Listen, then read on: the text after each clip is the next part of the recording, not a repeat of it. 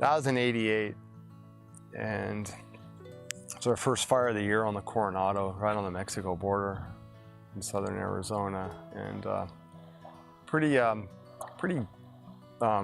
it's all mostly chaparral. I mean, it was brush. It was tall brush, kind of transitioning into timber as you got up higher, kind of coming almost out of a desert type environment at the bottom, but in the going up in the mountains, it got more and more brushy. So anyway, we had fired out this hand line that came from way high down. It was kind of firing show where you pass from, I think Texas Canyon passed it to us, and then we passed it to Los Prietos, or Los Padres now. I think that was the order, I'm pretty sure. And it was kind of a scabby burn from what I remember. I was just a crew member, you know, I was on a SAW team. It didn't burn real hot in that morning. And we'd seen couple days, prior days, we'd seen the way the fire had come out of the bottom and made these big runs up this mountain. So I think it was Huachacas, I can't pronounce that right, but right down, you know, the Coronado National Memorial, somewhere right in that country. So it's burned again a few times since. But so we passed our firing off, and then we were taking lunch, so we had our packs off on the line, you know, packs open, stuff pulled out, and you could see a column starting to develop down below us, way down in the hole. And you know, kind of word came. I didn't have a radio back then, but I think the squatty kind of said, "Hey, you guys start putting your stuff back together," and started throwing our packs on. And literally within probably 2 minutes, that thing was on us, and it was pretty phenomenal. The actual just the power.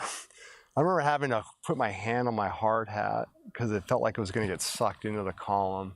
I'm actually not joking. And at first it was kind of like really neat, and all of a sudden like, oh shit, and I can't believe this is happening. I mean, you realize the seriousness of the situation.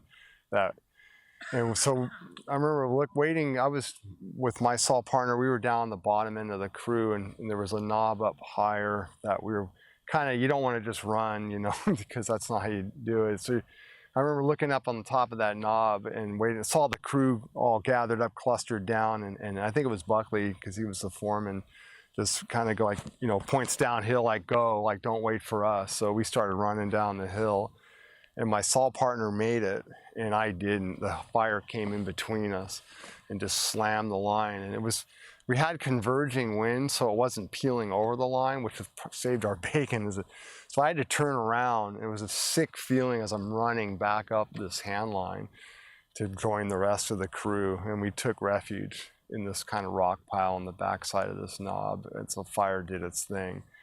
And fortunately we didn't get, because of the converging winds, column kind of peeled back over top of itself. If it laid over, we would have probably gotten spotting below us, and probably some long range spotting, and we would have gotten hit from another side. It could have been it was not a fun, it wasn't like, really, this is really neat. No, this really sucks. This is not cool, and I don't want to be here.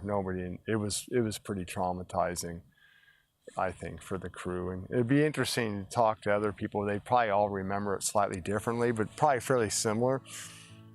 But it was all over in 5 minutes. The thing had done its thing, and that's how quick it came and went. And then Cook sat us all down. We talked about it for a bit, and you know, kind of made sure everyone was okay. You know, and that was that.